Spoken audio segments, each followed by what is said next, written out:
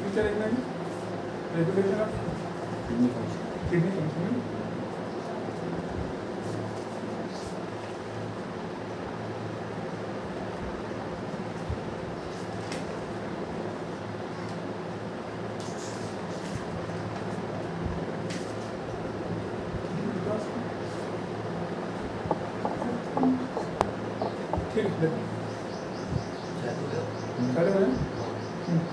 Mechanism of kidney function, regulation of kidney function.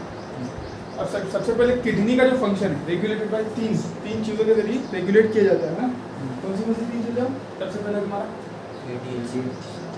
Hypothalamus और जुक्स्टाग्लोमेरुलर apparatus और तीसरा है सर्टेन एक्सटेंट ऑफ हार्ट, यानी थोड़ा बहुत हार्ट भी उसको रेगुलेट करता है। तो सबसे पहले क्या हो गया? हाइपोथैलेमस। ठीक है, हाइपोथैलेमस हमारी किडनी का फंक्शन रेगुलेट कर सकता होता है, यानी ब्रेन। हाइपोथैलेमस कहाँ पर रहता है? ब्रेन में रहता है बस। Hypothalamus is the part of brain which regulate kidney function. उसके बाद में जुक्स्टाग्लोमेरुलर अपैरेटस का थोड़ा बहुत देखिए अपने किस तरीके से रेगुलेट करता है, वो थोड़ा बहुत देखिए। उसके बाद सर्टेन एक्सटेंट हार्ट भी क्या करता है अपना रेगुलेट करता है। अब सबसे पहले एडीएच मैकेनिज्म देखते हैं। एडीएच मैकेनिज्म, ठीक है।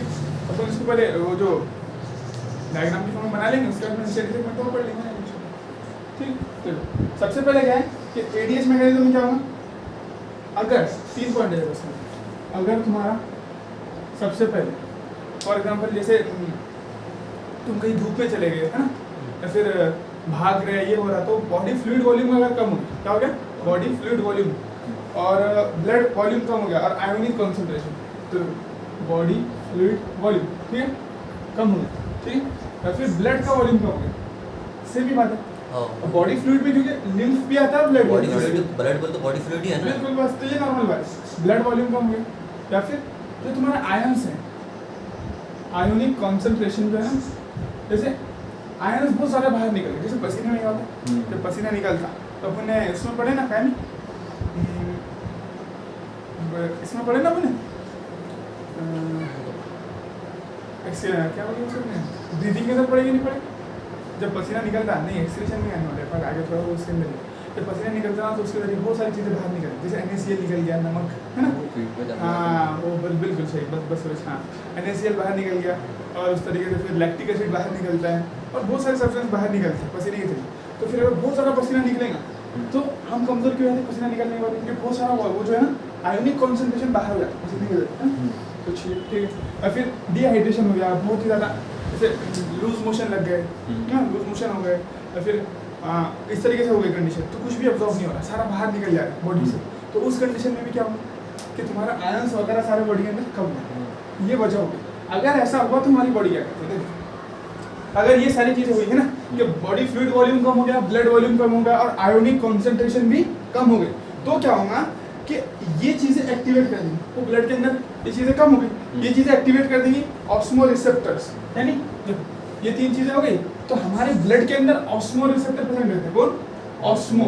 अब रिसेप्टर बोले तो जैसे सेंसर रहता मोबाइल के अंदर है ना, उस तरीके से बहुत सारे न्यूरॉन से मिलकर एक रिसेप्टर बनता ना, बिल्कुल, तो वो रिसेप्टर, हाँ, जो रिसीव करेंगे ना सिग्नल को, वो सारी चीज़ें पहचान लेंगे, जैसे सेंसर रहता उस तरीके से हमारे बॉडी के अंदर ऑस्मो रिसेप्टर्स है, ऑस्मो रिसेप्टर, ऐसा रिसेप्टर जो ऑस्मोलेटिक पहचान में होता है ना, हाँ, वो ये पहचान लेगा कि ब्लड के अंदर जो चीज़ रहना चाहिए थी, जितना वॉल्यूम, जितना आयंस वगैरह सारे जैसे होना चाहिए वैसे है या नहीं है, अगर वैसे नहीं है तो वो डिटेक्ट कर लेगा उसको, है ना, और डिटेक्ट करके डायरेक्ट मैसेज भेजेंगे हाइपोथैलेमस। समझे कहाँ पर मैसेज जाएगा? हाइपोथैलेमस। तो ये सारी चीज़ें होने के बाद में हमारे ब्लड के अंदर जो मौजूद ऑस्मो रिसेप्टर्स है वो क्या करते हैं? Stimulate hypothalamus. ये क्या करते फिर? हाइपोथैलेमस को स्टिमुलेट करते हैं।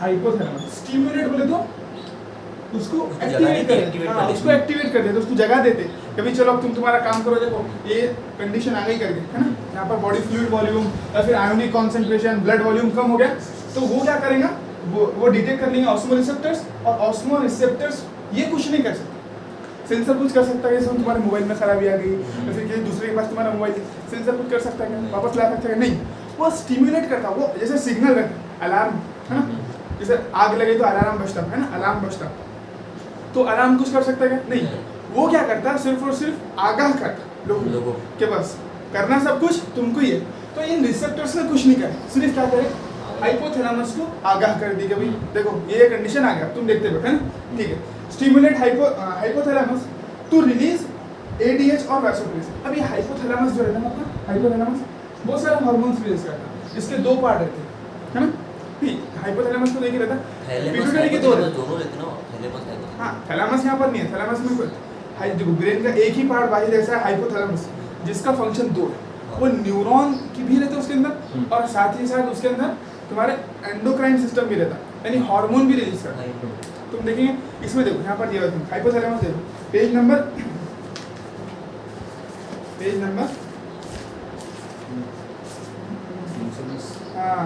333। एंडोक्राइन की बोलते हो ना, जो डायरेक्ट ब्लड में सीक्रेट करता है। हाँ एक्सोक्राइन में तो जो रक्त के जरिए करता है। बिल्कुल। तो हाइपोथैलेमस के पास में दो तरीके, देखो ऊपर दिख रही तुमको डायग्राम, हाँ वो डायग्राम 333 के ऊपर, तो उसके अंदर बोला उसने हाइपोथैलेमस के पास में दो तरीके के न्यूरॉन्स रहते हैं, इसमें दो तरीके के, एक जो न्यूरॉन रहते हैं ना वो जस्ट ऑर्डर देने वाले रहते हैं, ये पूरी बॉडी का वो है, वो master of the master gland बोलते हैं, क्या बोलते हैं, मास्टर ऑफ द मास्टर। देखो हमारी बॉडी को कंट्रोल करने वाला, फॉर एग्जांपल जैसे देखो एचएम क्या करता है स्कूल में, पूरी स्कूल को कंट्रोल करता है, लेकिन एचएम को भी कंट्रोल करने वाला था प्रिंसिपल, तो हमारी बॉडी का प्रिंसिपल क्या बोलेंगे उसको, हमारी बॉडी का प्रिंसिपल, यानी एचएम क्या करेगा, सारे ऑर्डर देंगे, और एचएम को ऑर्डर देना है या नहीं देना है इसकी पावर किसके हाथ में रहती है, प्रिंसिपल बोलेगा ये करने लगा तो एचएम करने लगाएंगे, प्रिंसिपल बोलेगा ये काम रुक जाना चाहिए तो बस एचएम उसको रुका देंगे।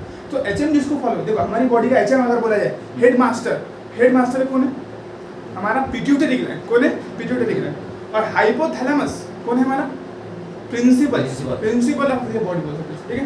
तो master of the master gland बोलते हैं, देखो मास्टर किसको बोलते हैं हम, यहाँ पर पिट्यूटरी को बोलते हैं, क्योंकि वो हमारी पूरी बॉडी को कंट्रोल जो करते हैं ना, सर्कस के मास्टर रहते हैं कंट्रोल करने वाले, तो उस तरीके से, तो अगर वो पूरी बॉडी को कंट्रोल कर रहा है तो उसको मास्टर बोल दिया, लेकिन वो उसको भी कंट्रोल कर रहा है जो पूरी बॉडी को कंट्रोल कर रहा है, तो उसको क्या बोलेंगे अपन, master of the master gland, समझे बात, मास्टर ऑफ द मास्टर। हाँ, तो हाइपोथैलेमस उस तरीके का रहता है, उसमें दो तरीके के न्यूरॉन्स रहते हैं, एक तो क्या करेंगे जो हमारा एचएम है उसको कंट्रोल करेंगे, उसको ऑर्डर देंगे, और एक वो खुद का फंक्शन रहता है उसका, जैसे अब प्रिंसिपल है तो हमेशा किसको भी ऑर्डर देंगे क्या, अगर उसके घर का प्रिंसिपल ही होगा तो घर में चला सकते क्या, अपने घर के तो सब नॉर्मल ही रहते ना, अपने घर में तो घर की मुर्गी दाल बराबर है, समझे ना, तो कितना भी बड़ा होगा वो तो घर पर नॉर्मल इंसान रहता है, तो वैसे तो उसका फंक्शन एक क्या हो गया कि भाई एचएम को कंट्रोल करना, और दूसरा उसका खुद का फंक्शन, उसके खुद का फंक्शन है, मतलब एचएम भी वो ये ऐसा मैसेज देना भाई तू ये काम कर, दूसरा खुद का वैसा काम रहेगा, यानी हाँ खुद का काम,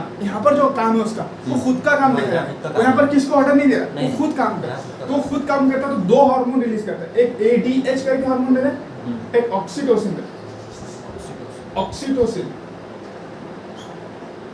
ठीक है, ऑक्सीटोसिन, ठीक है, ऑक्सीटोसिन, ठीक है, और एक एडीएच, ये दो हार्मोन खुद के है उसके, ये उसको काम करने के दिया गया है, तो उनको ये रिलीज करना पड़ेगा, हाँ बिल्कुल, ये प्रोड्यूस करता है, इसको खुद को प्रोड्यूस करता है, बाकी क्या करता है, ऑर्डर प्रोड्यूस करता है, यानी ऐसा हार्मोन रिलीज करता है जो कुछ करते नहीं, जो सिर्फ ऑर्डर देते हैं, और ये जो दो हार्मोन है वो इटसेल्फ बनाता है, समझे बात, यानी ये काम करेंगे डायरेक्ट जाकर, ये किसी को ऑर्डर नहीं देंगे, ये डायरेक्ट अपना काम दिखाएंगे जाकर, समझे, ऑक्सीटोसिन भी और एडीएच भी, लेकिन बाकी जो हार्मोन है उसके वो दो तरीके के हार्मोन रिलीज करता, उसको अपन और अच्छे से डिटेल में पढ़नी होगी, तो मतलब वही ना वो रेगुलेटरी हार्मोन बोलते हैं, हाँ बिल्कुल, जैसे हमारे बदलते कि जो हाइपोथैलेमस है वो ऐसे हार्मोन रिलीज करता है, वो दो नाम बताए थे मतलब हमको, हाँ वो पिट्यूटरी, एक रिलीजिंग हार्मोन रहता है, एक इनहिबिटरी हार्मोन, बस ये दो हार्मोन, वो भी हाँ एक से पिट्यूटरी उसको कंट्रोल करेगा, हाँ, खुद काम करेंगे उसके, हाँ बिल्कुल, तो अभी हमको उत्तर डीप में नहीं आना, अपने रिलीजिंग से बोलने मतलब वो काम करने लगेगा, इनहिबिटरी से रोक देगा, है ना, हाँ, ऐसा देखो अभी देखो जो अपना टॉपिक है नहीं, अभी तुम्हारे दिमाग उसमें ज्यादा यार,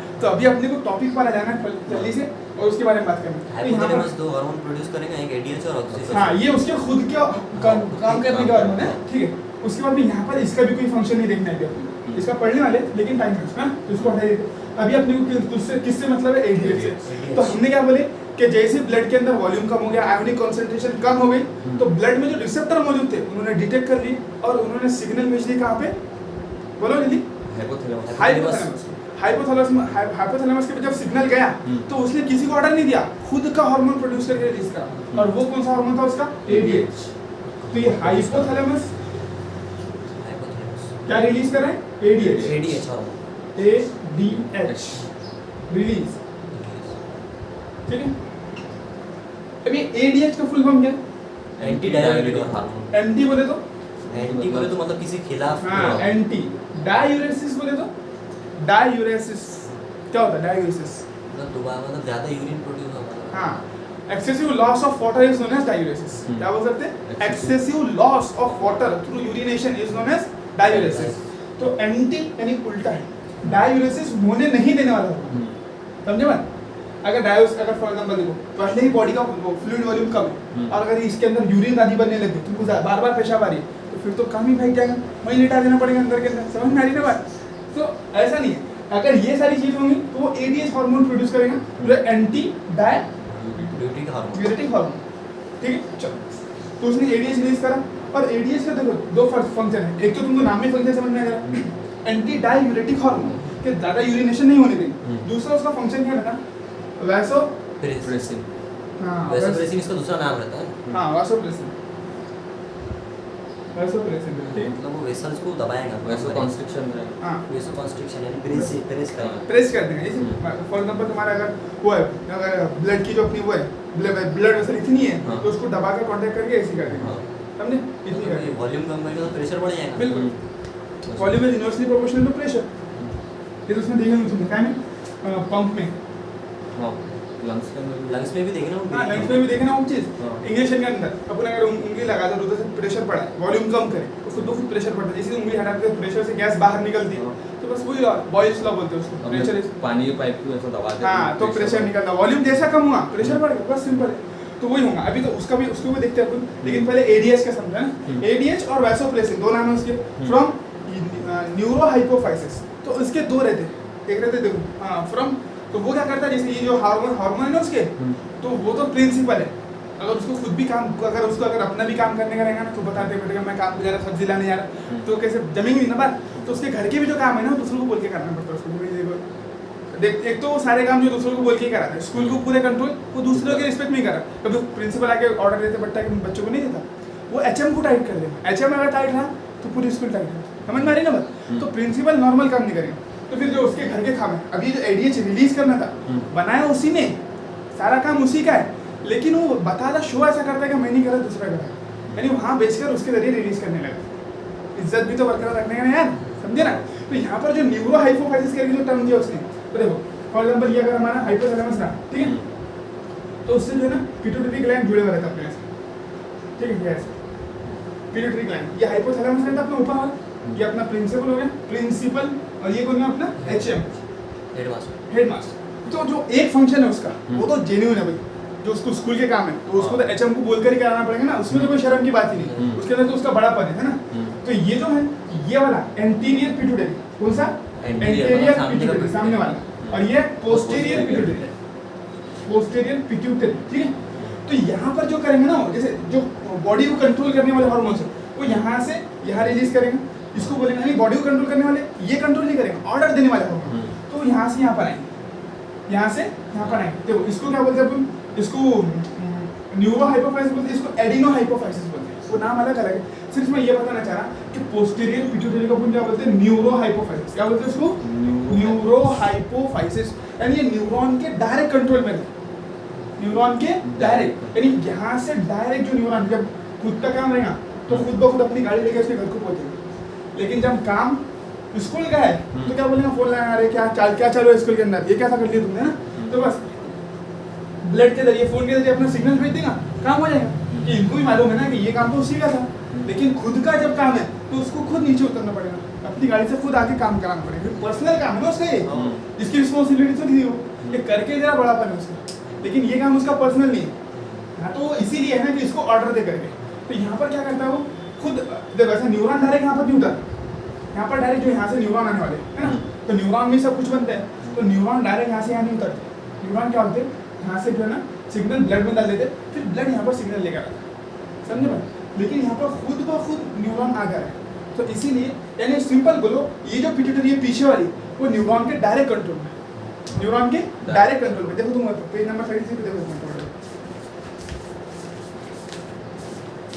देखो जो पीछे साइड वाला दिखा ना वो डायरेक्ट उतरा न्यूरॉन है, देखा न्यूरॉन, हाँ इट्स सेल्फ पीछे चले गया, जबकि जो सामने वाली साइड का है वो खुद नहीं गया, उसने न्यूरॉन से ब्लड में डाल दिया सिग्नल, ब्लड ने फिर पिट्यूटरी को सिग्नल दिया।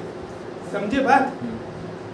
है ना? एंटीरियर हाँ, पिट्यूटरी। तो क्यों? क्योंकि काम खुद का था ना इसका, तो इसलिए खुद नीचे उतर के काम करेगा, है ना? तो सिंपल बोल सकते हैं कि ये डायरेक्ट कंट्रोल में। हाँ, ये जो न्यूरॉन जो निकल गया नीचे इसलिए इसको न्यूरो हाइपोफाइसिस वो क्या बोलते हैं इसको? हाइपोथैलेमस का न्यूरॉन है ना। हाँ, ये हाइपोथैलेमस का न्यूरॉन, तो इसलिए इसको न्यूरो यानी direct in control of neurons. ये वाली पिट्यूटरी न्यूरो हाइपोथैलेमस। यानी यहाँ पर आएगा, यहाँ से फिर इसके जरिए अपना होना क्या चाहिए था, डायरेक्ट यहाँ से रिलीज कर रहा है, लेकिन अच्छा नहीं लग रहा उसको, तो यहाँ पर आया, इसको बोला यार मैंने बना दिया, बस तू रिलीज करा दे, नाम तेरा होने बोलेगा भी तूने दिया करके। और एक्चुअल में वैसा होता है कुछ भी नहीं भाई, किसका बनाया हुआ? हाइपोथैलेमस का ही बनाया हुआ है, लेकिन कौन रिलीज करा उसको? पोस्टीरियर पिट्यूटरी और न्यूरो हाइपोफाइसिस। न्यूरो क्यों बोले समझ में आ गई तुम्हारे पास? ये neuron he direct direct control of neuron है, तो इसको तो अपन और अच्छे से समझने वाले थे वहाँ पर, लेकिन फिर भी अब चल यहाँ पर आ गया तो मतलब देख लिया अपने को, जाते नहीं पड़ा। मतलब जो एडीएच हार्मोन को बनाएगा, प्रोड्यूस करेगा, हाँ, और उसको फिर वो उसमें मतलब उसकी तरफ भेजेगा, मतलब पोस्टीरियर पिट्यूटरी यानी न्यूरो हाइपोफाइसिस की तरफ है ना। हाँ, और वो उसको पूरे मतलब वहाँ ले जाने का उसकी जरूरत है। ठीक आया समझ में? तो ये एंटीरियर पिट्यूटरी, ये पोस्टीरियर पिट्यूटरी, ठीक है। डायरेक्ट कंट्रोल क्या है? डायरेक्ट न्यूरॉन है, इसलिए न्यूरो हाइपोफाइसिस बोले। तो एडीएच बनाकर कहाँ रिलीज करा उसने? न्यूरो हाइपो, हाँ, पोस्टीरियर पिट्यूटरी और न्यूरो हाइपोफाइसिस। तो देखो रिसेप्टर आए थे, रिसेप्टर ने क्या बोले? एडीएच, ये हाइपोथैलेमस को क्या बोले? बोलो, हाइपोथैलेमस को बोले कुछ ना कुछ करो, तो उन्होंने करे एडीएच बने, release ADH, release ADH, produce ADH है ना। हाँ, प्रोड्यूस एडीएच, हाँ, प्रोड्यूस करा उसने, और फिर रिलीज किसके जरिए करा? न्यूरो हाइपोफाइसिस, हाँ, फ्रॉम न्यूरो। हाँ, तो इसके जरिए उसने रिलीज करा, बिल्कुल बनाया इसने, उसके पास दिया, हाँ, प्रोड्यूस कर इनको निकाल कर हाँ, रिलीज निकाल यानी दे बाहर हाँ, बॉडी के अंदर, ब्लड के अंदर डाल दे करके रिलीज समझे बात? रिलीज करा। हाँ। लोगों को ये लगने को ना कि भाई एडीएच ने कुछ नहीं करा, वो तो पिट्यूटरी से आया हार्मोन, समझे बात? बॉडी को क्या लगने को ना कि पिट्यूटरी से आया हार्मोन, एडीएच ने नहीं करा करके काम, हालांकि बनाया एडीएच ने इटसेल्फ। पोस्टीरियर पिट्यूटरी निकाला है यानी कि न्यूरो हाइपोफाइसिस। तो फ्रॉम बोल सकते तुम इसको, फ्रॉम कहाँ से रिलीज होने बोलो? रिलीज फ्रॉम बोलेगा तो रिलीज फ्रॉम हाँ, वो पोस्टीरियर पिट्यूटरी। प्रोड्यूस फ्रॉम बोलेंगे तो फिर हाइपोथैलेमस, हाँ, यानी बना का release from release from posterior pituitary हाँ, यानी जैसे neuro neuro hypophysis. Hypophysis, release from neuro hypophysis, produce from hypothalamus, produce in hypothalamus, release from neuro hypophysis, समझे? तो एडीएच इसने ऑल्सो रिसेप्टर ने हाइपोथैलेमस को सिग्नल दिए, हाइपोथैलेमस ने एडीएच रिलीज किया, प्रोड्यूस किया और रिलीज कराया न्यूरो हाइपोफाइसिस के जरिए, ठीक है? हो गया। अब देखो एडीएच का फंक्शन, अब एडीएच जाएगा और वाटर रीअब्सॉर्ब करेगा from later parts object. Later part बोले तो बाद वाले, देखो पीसीटी नहीं आ रहा उसके अंदर, पीसीटी के अंदर तो इटसेल्फ 70% एब्जॉर्प्शन हो गया था, बोले थे ना पुण्य 70% तो वाटर वहाँ तो होता ही, वहाँ तो कोई टेंशन नहीं। लेकिन जो बाद वाले ट्यूब्यूल्स है, जैसे पुण्य पढ़े थे डीसीटी और कलेक्टिंग ट्यूब्यूल्स, तो इनके अंदर क्या कंडीशनल रिएक्शन, क्या होता है? कंडीशनल। तो अब वो कंडीशन आ गई, तो जो कंडीशनल बात कर रहे थे वो ये कंडीशन थी कि अभी जरूरत है, यानी अगर सर्दी के टाइम पर फॉर एग्जांपल सर्दी के अंदर तुम अगर वाटर जमा करके रह जाएंगे तो फिर तो तुम्हारी बॉडी के अंदर बहुत ही ज़्यादा कम टेम्परेचर जाएगा ना। पहले सर्दी बाहर है, तुम्हारी बॉडी पहले हीट रिलीज करने, यानी चीज़ों को देखो, अगर फॉर एग्जांपल तुम बहुत सारी चीज़ें जमा कर लेंगे, है ना, कम पानी को गर्म रखने के लिए कम हीट लगेगी। अब तुम बोलेंगे नहीं हम टाकी भर के पानी गर्म करना चाहते हैं, उसको हीट भी ज़्यादा लगेगी ना, तो तुम जानबूझ के पानी की जरूरत भी नहीं है, फिर भी पानी जमा बॉडी में जमा करेंगे तो उसको हीट ज़्यादा लगेगी, तुम्हारी बॉडी को अभी हीट की रिक्वायरमेंट है, क्योंकि पूरी बाहर की जो पूरी दुनिया वो ठंडी है, तुम्हारी को हीट की रिक्वायरमेंट है, और तुम बोलते नहीं हम एक्सेस पानी भी फजूल पानी जमा करके रखेंगे, वो तो काम की बात नहीं। तो ऐसी बात है ना, तो ठंडी के टाइम पर पानी एब्जॉर्ब नहीं करेगा हमारी बॉडी, है ना, यानी कंडीशन आना चाहिए, वो कंडीशनल रीअब्जॉर्प्शन यानी कोई कंडीशन नहीं है उसके अंदर ही वो रीअब्जॉर्प्शन हमेशा नहीं होगा। रोजे में भी बोल सकते हैं, हाँ रोजे में बोल सकते हैं अपन, है ना, रोजा है तो उस टाइम पर भी अपन बोलते हैं ना, लेकिन तरफ से रहता है कि भूख भी नहीं लगती, प्यास भी नहीं लगती, वैसा अगर 1 घंटा 2 घंटा लेट हो गया अपन तो एकदम जान में अंगार पड़ेगा, ये क्या सारा दिमाग खराब, सुबह से खाना नहीं मिला ना, तो लेकिन रोजे में क्या होता है महसूस भी नहीं होता कि भूख है प्यास है करेगा, ऐसा ठीक। चलो, तो कंडीशनल रीअब्जॉर्प्शन होगा आएगा यहाँ से डीसीटी से, तो एनसीटी क्या बोलते हैं सिंपल, अपने को सिंपल एडीएच जाकर एक्ट करेगा लेटर ट्यूब्यूल्स के ऊपर, यानी जो डीसीटी कलेक्टिंग डक्ट बोल सकते हैं, है ना, और उनसे कंडीशनल रीअब्जॉर्प्शन करेगा, तो water reabsorb from later part of the tubules preventing diuresis, तो वाटर वहाँ से अब्जॉर्ब हो जाएगा ज़्यादा तो और कम यूरिन बनेगा, और कम यूरिन बनेगा तो और कम पानी बाहर निकलेगा, तो पानी बच गया। पानी बच गया है। पानी बच गया तो पानी ही तो बचाना था। पानी बच गया तो बॉडी फ्लूइड वॉल्यूम आपस खुद बहुत बढ़ेगा। तो पानी बच के आएंगे कहाँ पे? बॉडी फ्लूइड में आएंगे ना, वापस रीअब्जॉर्ब हो जाएंगे ना बॉडी फ्लूइड्स में आएगा। बिल्कुल। तो पानी बच गया तो बॉडी फ्लूइड वॉल्यूम बढ़ गया तुम्हारा, बॉडी फ्लूइड वॉल्यूम बढ़ गया तो ब्लड वॉल्यूम भी बढ़ गया। और पानी के साथ साथ जो उसमें डिसॉल्व मिनरल्स थे वो भी आ जाएंगे, आयोनिक कंसंट्रेशन भी बढ़ेगा। हाँ Na+ बोले थे ना अपने। Na+ सिंपल बोल सकते हैं, Na+ की क्वांटिटी कम होगी तो ऑस्मोरिसेप्टर्स को मतलब पता चल सिंपल जाएगा। बोल सकते हैं। तुम देखो एडीएच जाकर एक्ट करेगा तुम्हारे डीसीडी के ऊपर हाँ। और वाटर का और नमक का रीअब्जॉर्प्शन का। ठीक है, आयोनिक अगर वो वाटर का करेगा तो फिर आयोनिक कैसे पढ़ेंगे? तुम सिंपल एनसीईआरटी ऐसे नहीं बोलती, एनसीईआरटी ने यहाँ पर कुछ अलग दे दी और इसके बाद के मैकेनिज्म में भी बोली। तो तुम दोनों की जगह ये लगा सकते हैं कि एडीएच गया, लेटर पार्ट कौन रहता है? डीसीडी रहता है। डीसीडी के ऊपर जाकर और वहाँ से पानी और सोडियम आयन का ये एब्जॉर्प्शन करा दिया। उससे क्या हो गया? ब्लड वॉल्यूम बढ़ गया, उसके बाद में ब्लड फ्लूइड वॉल्यूम बढ़ गया और आयोनिक कॉन्सेंट्रेशन। समझे? अब क्या हो गया कि अब बॉडी फ्लूइड वॉल्यूम बढ़ गया, है ना? अब ऐसा तो नहीं कि एक मतलब रीअब्जॉर्प्शन चालू हो गया तो हमेशा चलते रहेगा। कुछ जब तक कि वो कंडीशन नॉर्मल नहीं होती, नॉर्मल कंडीशन होगी तो फिर क्या करेंगे? फिर नहीं तो फिर बंद भी तो करना पड़ेगा ना। अभी जो रुकाने की प्रोसेस चालू हुई वहाँ लगातार एडीएच जो है वो रिलीज करते जा रहा है, इसको बंद भी तो करना है ना। तो यूरिया रिलीज ही नहीं होगा, तो यूरिन फॉर्मेशन ही नहीं होगा। तुम सर्दी में बैठे कांपते हो, वहीं के वहीं मर जाएंगे तुम, है ना? तो बंद भी करना पड़ेगा। अब बंद कैसा मरे? फिर क्या हुआ कि if body fluid volume increases switch off osmoreceptor. अगर बॉडी फ्लूइड यानी यही कंडीशन सारी रिवर्स हो गई, इसका मतलब बॉडी फ्लूइड वॉल्यूम बढ़ गया, बॉडी फ्लूइड वॉल्यूम बढ़ गया, ब्लड इंक्रीज हो गया। तो अब वो सिग्नल मिल जाएंगे ऑस्मोरिसेप्टर को, बोलेंगे भाई ठीक है चलो। अब जैसे अलार्म चालू हुआ एक मरतबा, तो जब कंडीशन नॉर्मल हो तो हमेशा बजते रहते कि नहीं बजते ना वो। जब तक कंडीशन नॉर्मल नहीं होती तब तक के अलार्म चालू रहता है। जब कंडीशन नॉर्मल होगी अपन स्विच ऑफ कर देंगे। तो ऑस्मोरिसेप्टर जो मौजूद थे वो क्या करेंगे? स्टॉप एडीएच रिलीज, वो सिग्नल भेजेंगे कि अब कोई जरूरत नहीं, एडीएच को भेजना पड़ेगा ना हाइपोथैलेमस को। देखो इसको डायरेक्ट मालूम नहीं पड़ेगा, कोई प्रिंसिपल को डायरेक्ट कुछ भी मालूम पड़ेगा कि नहीं? ये लोग जो बाहर के लोग हैं जब बताएंगे तभी मालूम पड़ेगा ना उसको भी। वो खुद स्कूल में आके वो करा गया, इंस्पेक्शन करा गया, जो उसने लगाया जासूस वो सिग्नल दे रहा है ना उसके बारे में, ऐसा क्या तुम्हारे स्कूल में तो ये हो रहा, वो टीचर आ रहे नहीं, ये नहीं आ रहे, ये सारी चीजें है ना। तो खुद कुछ नहीं करा जब तक कि इन्होंने बोले थे, जब इन्होंने बोले क्या काम बिगड़ गया, एडीएच रिलीज करो, तो उसने रिलीज कर दिया। जब वो बोल रहे थे काम नॉर्मल हो गया, अब सब बराबर काम कर रहे, तो वो एडीएच रिलीज करना बंद कर दिया। तो बॉडी फ्लूइड वॉल्यूम जब बढ़ेगा तो ऑस्मोरिसेप्टर के पास में क्या आएंगे? सिग्नल देंगे और फिर हाइपोथैलेमस क्या करेंगे? एडीएच रिलीज करना बंद कर देंगे, सिंपल है। तो ऑस्मोरिसेप्टर एडीएच को मैकेनिज्म भेजेंगे और वो क्या कर देंगे? स्टॉप एडीएच रिलीज, समझे? स्टॉप।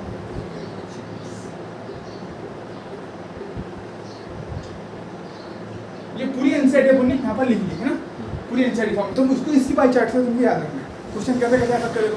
सबसे बोलेंगे भाई एडीएच क्या करता है? तो डायूरेसिस को प्रिवेंट करता है। जो तो फॉलोइंग हार्मोन प्रिवेंट्स डायूरेसिस, तो इसके नाम में ये एडीएच है ना। एकदम मैं इसको डेफिनेशन में तो लिख के नहीं देगा, फुल फॉर्म में नहीं लिखेंगे उसको कि भाई एंटी डायूरेटिक हार्मोन, तो जवाब ही हो गया है ना। तो तुमको याद रखना है कि एडीएच ये रिलीज करता है। उसके बाद में क्या बोला कि भाई कौन से पार्ट से रिलीज, कौन से पार्ट पर जाकर एक्ट कर सकता है एडीएच, तो उसको क्या बोलिए?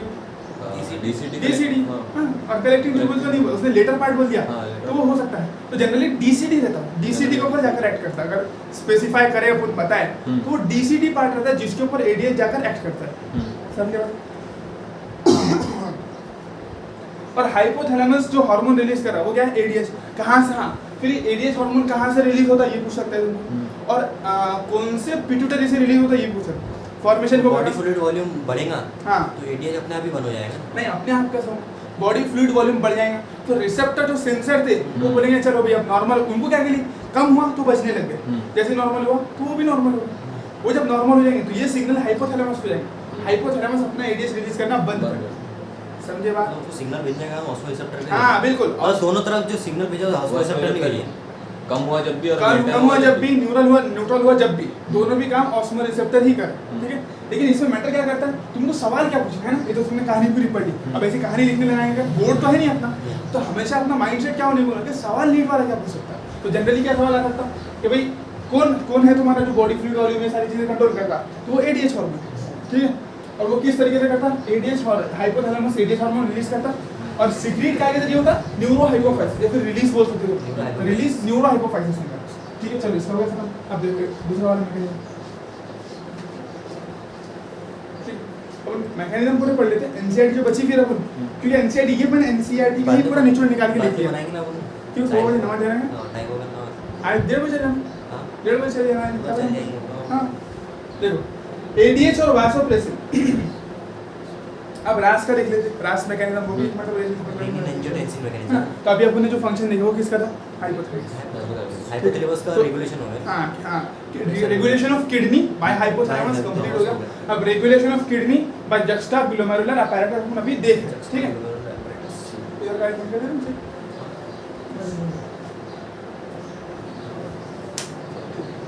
वो लाइट बंद करने की आदत लगा, वो बहुत फोकस होगा तो दिखता नहीं बराबर। देखो रास फंक्शन ऑफ जी सेल या फिर जक्स्टाग्लोमेरुलर apparatus, ठीक है। अब इसमें भी क्या है कि देखो अगर अब फॉर एग्जांपल ग्लोमेरुलर फ्लो बढ़ गया है ना, जैसे ग्लोमेरुलस फ्लो बढ़ गया, ग्लोमेरुलस फ्लो कम हो गया, या फिर ग्लोमेरुलस ब्लड प्रेशर कम हो गया। देखो अभी अपन क्या बोलते हैं, ब्लड फ्लूइड वॉल्यूम की बात करें तो चीज़ें वही है। देखो अगर ब्लड फ्लूइड वॉल्यूम कम हो गया इसका मतलब ब्लड ही कम है, तो ग्लोमेरुलस में जाएगा भी कम। अगर पानी ही कम है तो पाइप के अंदर से कम प्रेशर से बहेगा। अब टाँकी में भरपूर पानी आता है तो पाइप में कदम पानी आता है भरपूर आता है। अब टाँकी में अगर कम पानी है तो पाइप में कदम पानी आता है कम आता है। तो जितना पानी उतना प्रेशर, तो चीज़ें वही है, सेम ही है। तो इसीलिए कभी भी यहाँ पर लाइन नहीं बता सकता कि भाई यही बोलो वो बोलो, कुछ भी दे सकता है तुमको। एडीएच के अंदर वो जीएफआर कभी पूछ सकता है और यहाँ पर भी ब्लड फ्लूइड वॉल्यूम का पूछ सकते हैं, समझे बात। लेकिन है जो वही लिखते हैं, पूछे ना ग्लोमेरुलर ब्लड फ्लो बढ़ गया, ठीक है, कम हो गया, ठीक है। और पता नहीं क्या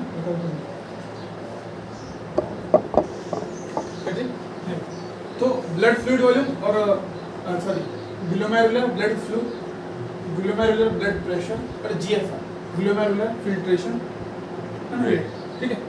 तो ये तीनों चीज़ें अगर कम हो गई, सिंपल बात, अगर ब्लड फ्लूइड वॉल्यूम कम हो गया है ना, ब्लड कम हो गया सिंपल बोलते हैं, तो ब्लड प्रेशर या फिर ब्लड अगर कम हो जाए तो आपो आप ये चीज़ें कम होगी। ये क्या है, देखो यहाँ से जो बड़ी वाली ब्लड वेसल आ गई, ठीक है ना, और वो टूटकर छोटी छोटी कैपिलरीज में कन्वर्ट हो रही है, फिर यहाँ से एक पतली सी वेसल जाएगी, ठीक है ना।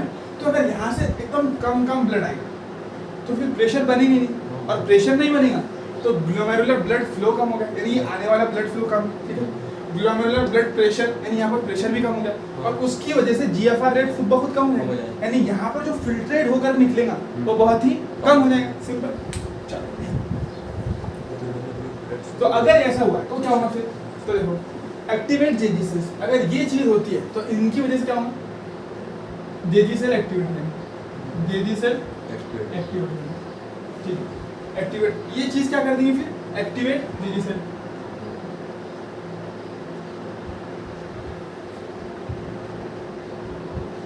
एक्टिवेट जेजी सेल, फिर जेजी सेल क्या करेंगे, रिलीज करेंगे। अब इनका फंक्शन मेन है ना, जेजी सेल ये क्या करेंगे, रिलीज कौन सा डबल एन वाला है, सिंगल एन वाला है, सिंगल एन वाला, वो तो एंजाइम रहता है। देखो तो ये यहाँ पर एक एन है और वहाँ पर एंजाइम आर डबल एन है वहाँ पर मेन के अंदर, तो डबल एन वो डाइजेशन के अंदर, तो डाई यानी 2 और डबल एन बोले तो इस तरीके से भी आता है, डाइजेशन में है और यहाँ पर 2 है, तो इसलिए वो डबल एन वाला डाइजेशन में और सिंगल एन वाला एक्सक्रीशन में। तो रेनिन क्या है, एंजाइम है ना। तो JG cells release enzyme renin. अब ये रेनिन क्या है, हार्मोन ये क्या है, ये हार्मोन, हाँ वो एंजाइम, हाँ वो एंजाइम, ठीक है, ये हार्मोन। अब ये क्या करेगा, अब ये रेनिन हार्मोन था तो इसका डायरेक्ट कोई फंक्शन नहीं है, ये क्या करता है, एंजियोटेंसिन को कन्वर्ट करता है, एंजियोटेंसिनोजन, इसको कन्वर्टिंग करती है हमें। हाँ बिल्कुल, इनएक्टिव एंजियोटेंसिनोजन, एंजियोटेंसिनोजन को ये कन्वर्ट करेगा तुम्हारे एंजियोटेंसिन।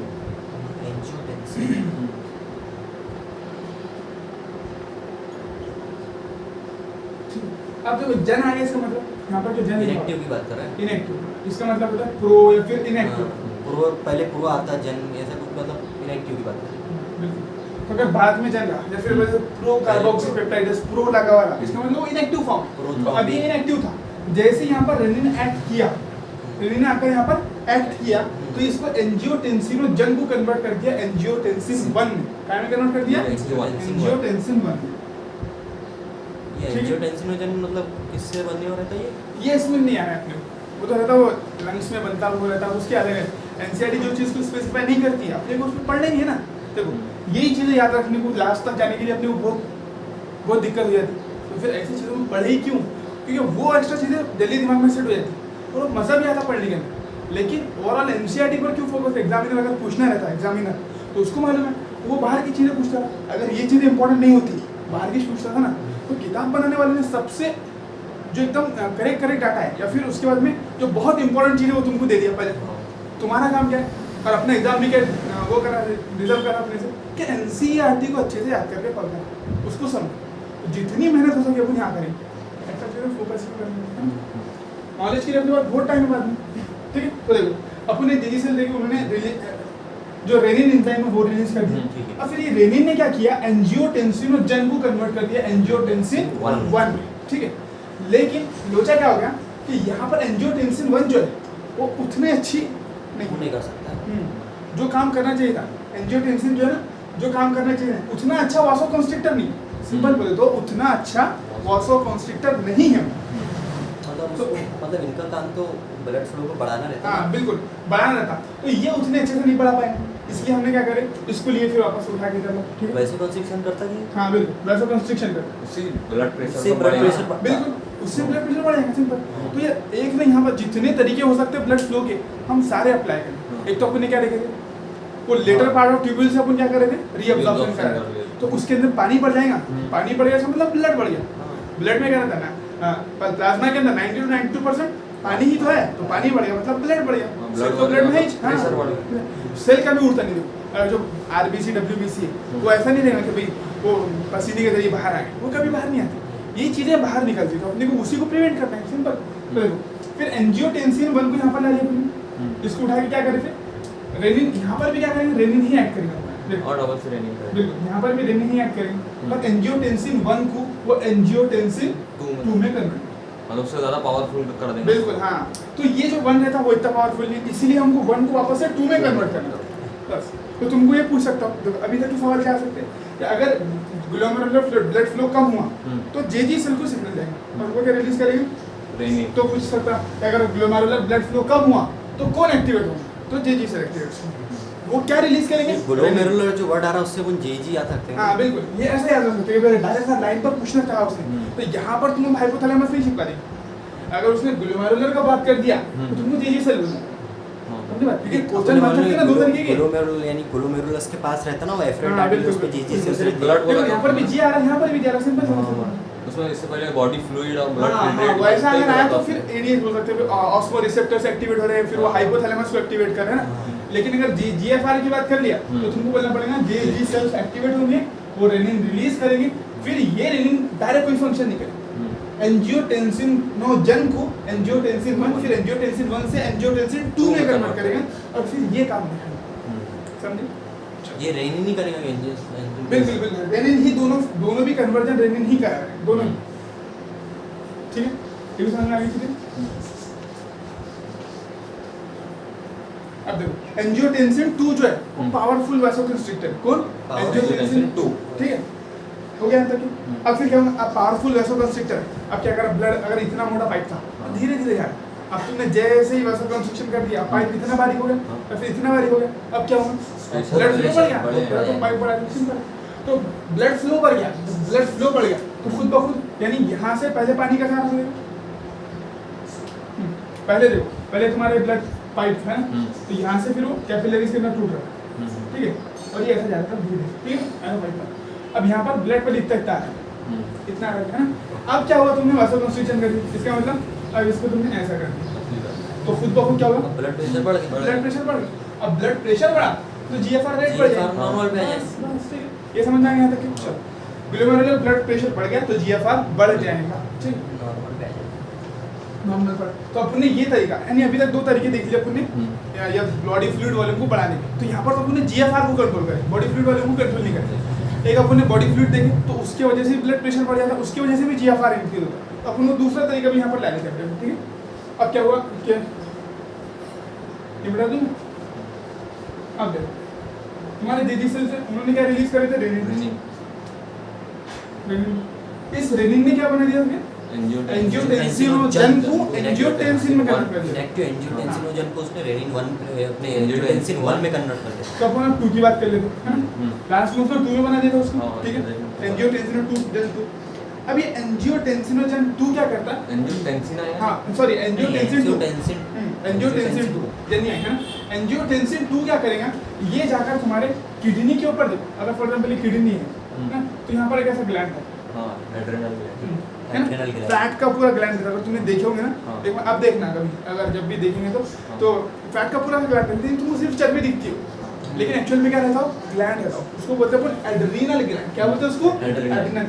तो ये जाकर कहाँ पर एक्ट करेगा तुम्हारे एड्रीनल, इसमें भी 2, अगर ये ट्रायंगुलर शेप का ग्लैंड है तो इसमें 2 रीजन है, एक बाहर रीजन रहता है, एक अंदर रहता है। Cortex medulla. हाँ कॉर्टेक्स और मेडुला। तो ये मेडुला जो रहता है ना, मेडुला ये हमारे हार्ट के फंक्शन अंदर की चीज है, तो है अंदर की चीज है, अंदर की चीज है, तो अंदर की चीज को कंट्रोल करेंगे, यानी हार्ट के फंक्शन को कंट्रोल, किसके फंक्शन को? हार्ट। तो एड्रीनल मेडुला जो है ना हमारे फाइट और फ्लाइट के ऐसे हार्मोन, डर जो रहता है, डर वो अंदर छुपा हुआ रहता है ना। हाँ, तो कुत्ते के जैसे देखो, तुम सामने वाले इंसान को देख के बता सकते हो कुत्ते डरेगा नहीं डरेगा, कितना भी बड़ा और कितना भी छोटा इंसान उसके अंदर डर हो सकता है, वो चाहे कितने भी उम्र में कुछ भी हो जाए, लेकिन एक मरतबा उसके दिमाग में या फिर दिल में जो डर बैठ गया अंदर जाकर, तो हमेशा रहता है, लेकिन एक मरतबा डर निकल गया तो निकल गया। तो ऐसा याद रख सकते हैं कि ये अंदर की चीज है, और अंदर का जो ग्लैंड है यानी एड्रीनल मेडुला वो अंदर की चीज है, जैसे डर वगैरह को कंट्रोल करेंगे। तुम डर गए तो उस टाइम पर हार्ट बीट बढ़ा देगा, है ना। तो फाइट एंड फ्लाइट के जो हार्मोन होते हैं हार्मोन रिलीज करता ना, उसको क्या था, हाँ उसको बोलते हैं अपन, उसको बोलते हैं एड्रीनल मेडुला के जो हार्मोन रहते हैं ना, उसको बोलते हैं अपन, क्या बोलते हैं उसको? एपिनेफ्रिन, नॉरएपिनेफ्रिन, एड्रेनालिन, नॉरएड्रेनालिन बोलते हैं उसको। क्या बोलते हैं उसको? Epinephrine, norepinephrine. उसके अंदर अभी जाना नहीं है, बस अभी समझो अंदर की चीज है, यानी डर के टाइम पर तुम्हारा काम देगा। अंदर की चीज है तो डर के वक्त में, जब अंदर वाली चीज नहीं है, तुम्हारा जो डर है उस वक्त तुम्हारा साथ देगा। जैसे भागने में, मारने में, इसमें सब में साथ देगा। कुत्ता पीछे रह गया, तुम्हारे भागने में मदद कर सकता, या फिर उससे लड़ने में, फिर बचने में भी मदद कर सकता। फाइट एंड फ्लाइट, लड़ने के वक्त में भी और भागने के वक्त में। अब ये बाहर की चीज है एड्रिनल कॉर्टेक्स। तो ये जो एंजियोटेंसिन 2 है, ये अंदर जाके कुछ नहीं करेगा, क्योंकि अभी हमको डर थोड़ी लगा, अभी तो हमारा पानी चलेगा ना, पानी चलेगा तो बाहर वालों से बात करोगे, अंदर वाले से क्या करेंगे, समझे बात? तो ये एड्रिनल कॉर्टेक्स जो है, एड्रिनल कॉर्टेक्स, हाँ एड्रिनल कॉर्टेक्स पे जाकर एक्ट करेंगे, समझे बात? कॉर्टेक्स, हाँ एड्रिनल कॉर्टेक्स पे जाकर एक्ट करेंगे, और फिर एड्रिनल कॉर्टेक्स जो है ना वो एक हार्मोन रिलीज करता है, एड्रिनल कॉर्टेक्स। तो ये क्या करता है, एक हार्मोन रिलीज करता है जिसका नाम रहता है एल्डोस्टेरोन। क्या नाम है उसका? एल्डोस्टेरोन। सब एक दूसरे के थ्रू काम करते हैं मतलब। हाँ बिल्कुल, एक दूसरे से बता के सिस्टम है ना पूरा, बॉडी बोले तो क्या है, एक एंटायर यूनिट है ना। सब बोलते हैं ना कि जिस्म से ना एक भी अगर हिस्से को फर्क पड़ता है तो सारी चीजें अफेक्ट होती है, समझे? तो उस तरीके का काम। तो अगर रेनिन रिलीज करा, रेनिन ने ये बनाया, फिर एड्रिनल कॉर्टेक्स, फिर एड्रिनल कॉर्टेक्स ने क्या करा, हमारे एल्डोस्टेरोन हार्मोन रिलीज करा। अब ये जो हार्मोन है ये स्पेसिफिकली हमारा जो आयोनिक कॉन्सेंट्रेशन है बॉडी का, इसको बोलते हैं अपन, इसका जो नाम है दूसरा, क्या नाम है इसका, जो मेन हार्मोन है वो है तुम्हारा कॉर्टिसोल, या फिर एड्रिनल एल्डोस्टेरोन बोले तो वो तो ग्लूकोकॉर्टिकॉइड रहता है, ये मिनरलोकॉर्टिकॉइड, इसको बोलते हैं मिनरलोकॉर्टिकॉइड। क्या बोलते हैं इसको? ये चीज नहीं भी याद रखना चलता, चलो इसको छोड़ते हैं, इसमें कंफ्यूज है। एड्रिनल कॉर्टेक्स से उसने एल्डोस्टेरोन रिलीज करा। अब ये एल्डोस्टेरोन क्या करेगा, वही डीसीडी से सोडियम और पानी का रिएब्जॉर्प्शन, समझे? तो एड्रिनल कॉर्टेक्स से एल्डोस्टेरोन ले लो, एल्डोस्टेरोन ने क्या किया, reabsorption of sodium and water from डीसीडी, simple, बस सारा कंफ्यूज मत करो, ठीक? कौन तो आएगा अपन बाद में पढ़ने वाले उसका, कौन नया तुमको देखो। मतलब एक पहला काम तो इसका वैसोकंस्ट्रिक्शन का रहेगा ही। हाँ इसका नहीं है, देखो इसका काम नहीं है वैसोकंस्ट्रिक्शन। नहीं हाँ बिल्कुल, यहाँ पर दो रास्ते हो सकते हैं ना, बॉडी फ्लूइड बनाएंगे दो, एक तो पानी, देखो फॉर एग्जांपल मैं बोला कि धार बहुत कम है तो तुम क्या कर सकते हो, एक तो हाथ रख सकते हो धार बढ़ जाने के लिए, या फिर तुम पानी बढ़ा सकते हो। तुम सोचो अगर तुम देखो, अगर पानी में भरपूर, टाकी में भरपूर पानी है तो तुम क्या करेंगे, धार बढ़ा देंगे। लेकिन अगर तुमको बोला मैंने मेरे को धार ला दियो ना, तो तुम पानी टाकी में का भी चेक कर लेंगे, धार भी बढ़ा देंगे, दोनों काम। अगर बॉडी फ्लूइड वॉल्यूम कम होता है, पाइप से पानी कम आता है, तो तुम क्या कर सकते हो, दो काम देखो, टाकी को देख सकते हो तुम, टाकी तो खाली नहीं हो गई, सिंपल। दूसरा क्या कर सकते हो, तुम पाइप चेक कर लेंगे, पाइप में अगर पानी बराबर आ रहा है, तो फिर तुम प्रेशर वॉल्यूम कम करके प्रेशर बढ़ा देंगे। तो ये दो काम हमने यहाँ पर करें। तो ये जो काम है, ये कौन सा काम है, पानी बढ़ा देने वाला। ये कौन सा काम है, पानी बढ़ा एब्जॉर्ब कर देने वाला। और वो जो एंजियोटेंसिन जो काम कर रहा था वो कौन सा था, वॉल्यूम कम करके प्रेशर बढ़ा। तो मतलब अगर समझ लो इसको ये काम दोनों एक साथ करेंगे या फिर दोनों इसको एक करेंगे? नहीं, दोनों एक साथ करेंगे। दोनों एक साथ करेंगे? नहीं, बॉडी अपना ऐसा कॉम्प्लेक्स फंक्शन है। जैसे देखो, अब ऐसा नहीं होगा, यानी जो सारे के सारे सिस्टम है ना, जब वो सिंपल कंडीशन आ गई तो सारे सिस्टम एक साथ एक्टिवेट होंगे। मतलब कि पहले जो उनका जो काम प्रेशर को करेंगे। बढ़ा देगा, हाँ, बाद में बिल्कुल। अपने बॉडी एक दूसरे से पूरे लिंक है। देखो, ये एक दूसरे से पूरे लिंक है। ये मैकेनिज्म और एडीएस का मैकेनिज्म कंप्लीटली सिमिलर मान सकते हैं। दोनों के रिजल्ट सेम आने वाले। हाँ। एडीएस से भी क्या होगा, बॉडी फ्लूइड वॉल्यूम बढ़ेगा। अब तुमने टाकी में पानी बढ़ा दी तो खुद ब खुद प्रेशर बढ़ जाने वाला है ना, खुद ब खुद जीएफआर बढ़ जाने वाला है। तो दोनों का फंक्शन सेम है, सिमिलर फंक्शन बोल सकते हो इसको और उसको दोनों, ठीक है। तो एड्रेनल कॉर्टेक्स ने क्या करा, एल्डोस्टेरोन रिलीज कर दिया। एल्डोस्टेरोन ने क्या किया, ये तुम्हारा रीअब्जॉर्प्शन कराया later part of the tubules. DCT में मतलब उसने Na+ और और वाटर बिल्कुल। इंजेक्शन कराया। हाँ, रीअब्जॉर्प्शन करा दिया, पानी बढ़ गया तो ब्लड फ्लो, ब्लड प्रेशर बढ़ गया। ब्लड प्रेशर बढ़ जाने से जीएफआर बढ़ गया। जीएफआर नॉर्मल पे आ गया।